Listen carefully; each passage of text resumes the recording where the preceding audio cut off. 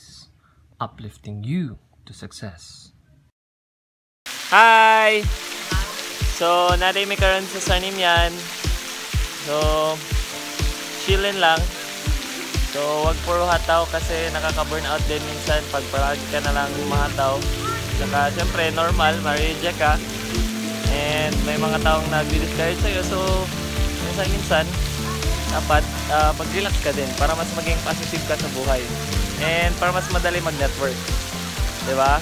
So, yun lang. Kasi tao din naman tayo.